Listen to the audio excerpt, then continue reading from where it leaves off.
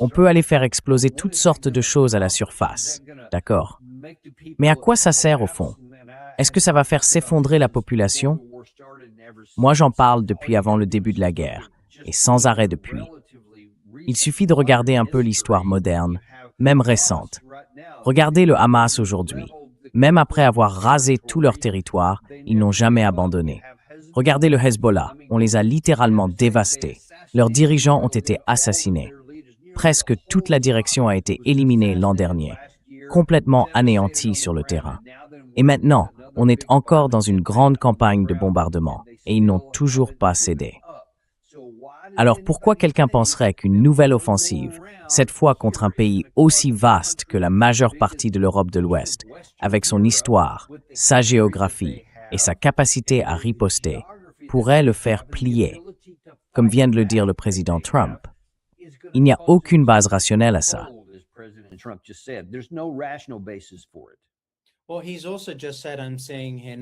Eh bien, il vient aussi de dire, je le vois ici, qu'une solution diplomatique reste, je cite, tout à fait possible. J'ai eu affaire à lui 4 ou 5 fois. Je ne sais pas d'où ça sort. Ils ont changé d'avis, et il dit que la direction est très déshonorante. Donc on dirait que Trump veut un accord. Il pousse clairement dans ce sens. Et ça me fait penser à ce qu'il disait vendredi ou samedi matin, que les progrès semblaient très positifs. Il avait l'air optimiste. Et puis 2 jours plus tard, c'est devenu totalement inacceptable. Ce type est-il juste complètement bipolaire?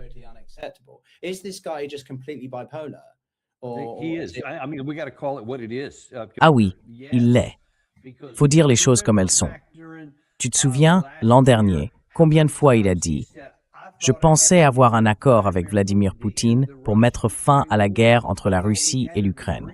Je croyais qu'on avait un arrangement. » Et du côté russe, on répondait « De quoi parlez-vous? Quel accord? On n'a jamais rien accepté, sauf si vous acceptez nos conditions. » Alors quand Trump dit « Je pensais qu'on avait un accord », cet accord n'a jamais existé à l'époque, et il n'existe toujours pas aujourd'hui, parce que la position des Russes n'a jamais changé. Ce qu'ils veulent, c'est garder le contrôle du détroit, obtenir des réparations, que les États-Unis quittent la région, conserver leurs armes à longue portée, qu'on ne touche pas à leurs matières retraitées et qu'ils ne soient pas obligés d'abandonner le soutien à leurs alliés régionaux, ce qu'on appelle leurs proxies.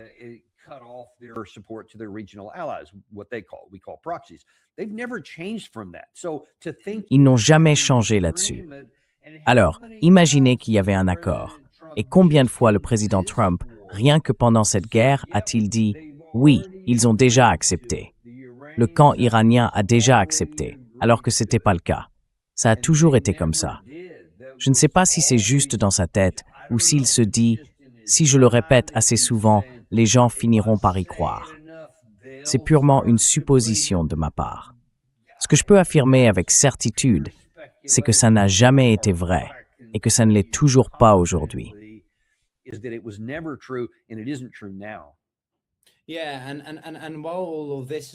Oui, et pendant que tout ça se déroule, on a presque l'impression qu'il y a 2 fronts distincts.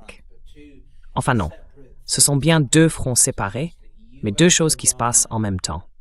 Les négociations entre les États-Unis et l'Iran et les tensions dans le détroit d'Ormuz, pendant que les Israéliens au Liban affrontent toujours le Hezbollah. Je voulais juste avoir ton évaluation rapide de la situation là-bas. Il me semble qu'il y a eu 39 morts dans l'un de ces échanges.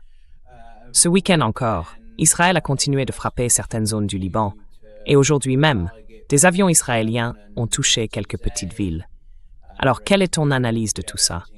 Et penses-tu que les Israéliens maintiennent cette pression parce qu'ils cherchent, au fond, à pousser les États-Unis à replonger dans le conflit? Je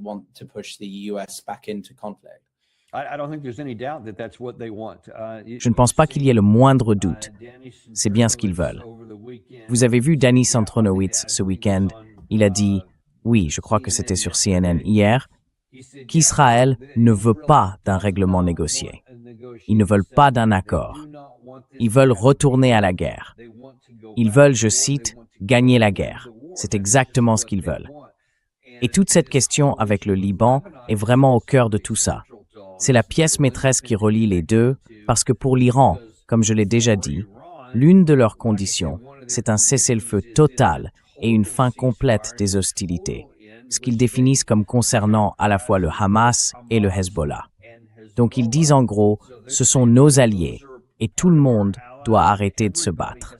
Et bien sûr, Israël, on dirait qu'à chaque fois qu'il est question de négociation, ils intensifient leurs attaques contre le Hezbollah au Liban, justement pour éviter que ça n'avance. Et on le voit encore ici. Le président Trump continue d'utiliser un ton très dur en public, de temps en temps. Et Netanyahou, lui, l'ignore complètement et fait ce qu'il veut.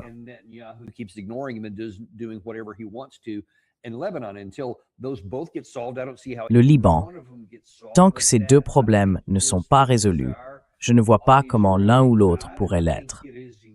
Mais je pense que c'est ce que souhaite la partie israélienne. À mon avis, c'est une vision incroyablement à court terme et très néfaste pour Israël. Je pense qu'ils finiront par le regretter. Et il y a une véritable fracture à l'intérieur d'Israël.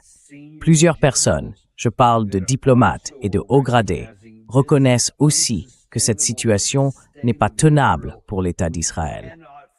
On ne peut pas se battre contre tout le monde indéfiniment, et c'est pourtant ce qu'ils essaient de faire. Ils ne peuvent pas gagner une guerre contre l'Iran, surtout si on revient ici à une phase active et que l'Iran fait ce qu'il annonce, c'est-à-dire frapper les infrastructures énergétiques, pétrolières et les usines de dessalement dans tout le Moyen-Orient, y compris en Israël. Ce sont des cibles qu'ils n'ont pas encore touchées, mais ils en ont clairement la capacité. Et si cela se produit, là on parle d'une menace existentielle pour Israël. Et bien sûr, la question se pose alors, est-ce qu'ils utiliseraient l'arme nucléaire à ce stade? C'est de la spéculation, mais c'est une inquiétude que j'ai.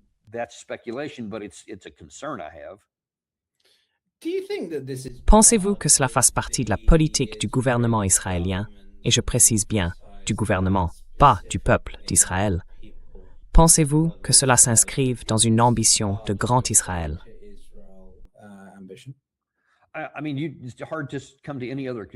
Je veux dire, c'est difficile d'en tirer une autre conclusion, parce qu'il y a tellement de gens au sein du gouvernement. Et c'est compliqué de dire si c'est le gouvernement en tant que tel ou des individus à l'intérieur du gouvernement, si tant est qu'on puisse vraiment faire la distinction. Mais clairement, il y a beaucoup de personnes dans le gouvernement, et Netanyahou semble en faire partie, qui ont un grand intérêt pour le projet d'un grand Israël. Sauf que c'est tout simplement irréalisable. C'est une chimère. Ils n'ont ni les moyens, ni encore moins la légitimité morale pour mener ça à bien. Et pourtant, ils ont déjà fait pas mal de pas en avant, aussi bien dans le sud du Liban qu'en Syrie, et encore plus en Cisjordanie et dans la bande de Gaza, et ainsi de suite.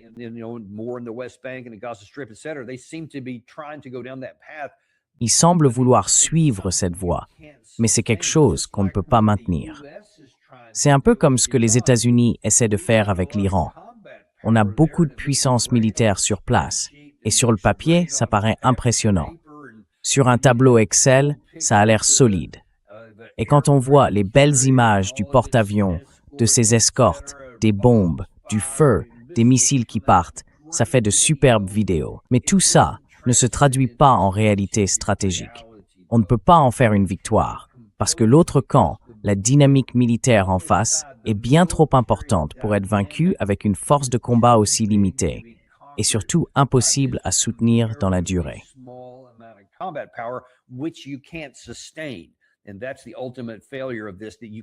Et c'est bien là l'échec ultime de tout ça. On ne peut pas soutenir une guerre d'usure. C'est tout simplement impossible. Les Russes, eux, peuvent mener une guerre d'usure contre les Ukrainiens, même si ça dure encore des années. Apparemment, ça énerve beaucoup de monde des deux côtés, mais ils peuvent le faire, même si ce n'est pas forcément intelligent. Nous, on ne peut pas, même si ce n'est pas intelligent non plus. On n'a tout simplement pas les ressources ni la capacité industrielle et militaire pour ça. On finirait par être à court, littéralement à court. Et le camp iranien, lui, serait toujours là, parce qu'ils savent endurer la souffrance et les épreuves. Nous, non. C'est un problème militaire qu'on ne peut pas résoudre avec les moyens dont on dispose.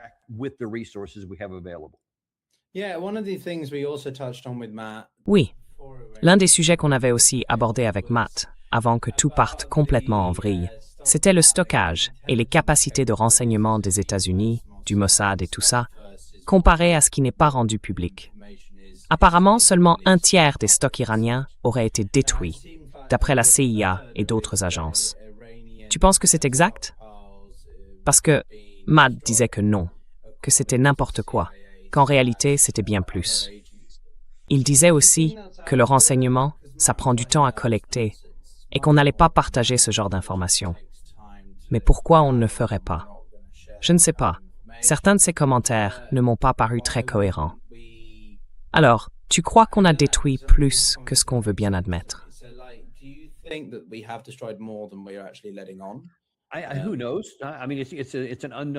Qui sait? Franchement, c'est un facteur inconnu. Mais je pense qu'on peut dire avec pas mal de certitude. D'abord, j'ai parlé à quelques personnes dans la communauté du renseignement et elles m'ont dit que ce chiffre est exact. C'est ce qu'on m'a rapporté. Après, qui peut vraiment savoir quelle est la réalité? Mais on connaît le type d'installation souterraine que les Iraniens avaient et on sait que depuis des décennies, parce qu'ils savaient qu'un jour ce moment arriverait, ils ont aussi déplacé leur production sous terre. Donc, frapper en surface, ça a presque moins d'effet, parce qu'une grande partie n'était plus là-haut. Mais ils ont suffisamment d'infrastructures souterraines pour continuer à produire, même en pleine période de combat.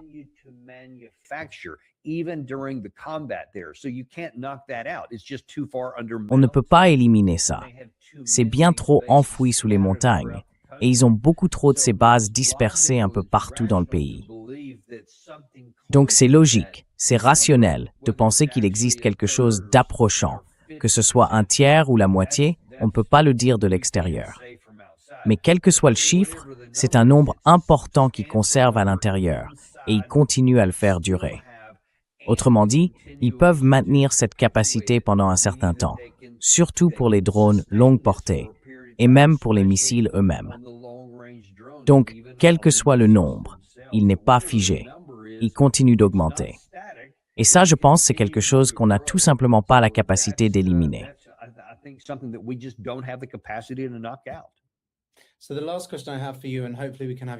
Alors, ma dernière question pour vous, et j'espère qu'on pourra vous revoir peut-être plus tard dans la semaine pour réagir au sommet entre la Chine et les États-Unis, concerne simplement leur rencontre. L'ancien Premier ministre du Qatar a déclaré qu'Israël utilisait la guerre avec l'Iran pour remodeler le Moyen-Orient.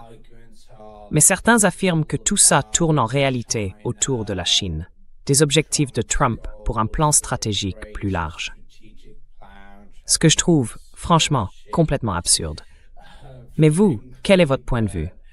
Qu'est-ce qu'on peut attendre de la rencontre entre Trump et Xi dans le contexte de la guerre avec l'Iran?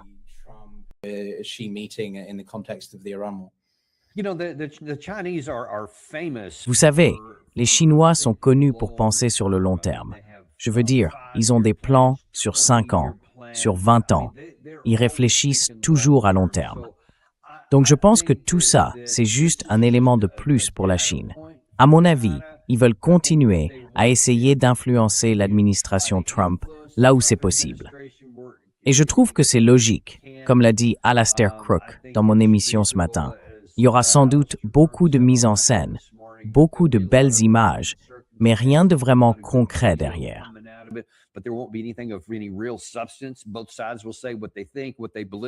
Les deux camps vont dire ce qu'ils pensent, ce qu'ils croient, ce qu'ils espèrent voir, mais rien de concret n'en sortira.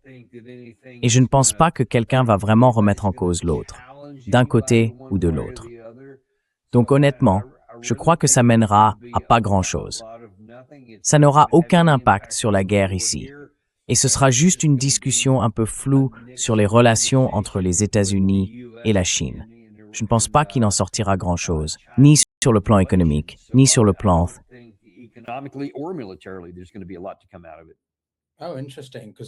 Ah, intéressant. Parce que Trump faisait de la lèche à Xi en essayant de dire à quel point il fait du bon travail pour le peuple chinois et pour l'économie. alors qu'il y a à peine 6 mois, il disait que tout ça, c'était nul. Donc clairement, Trump a une politique incohérente.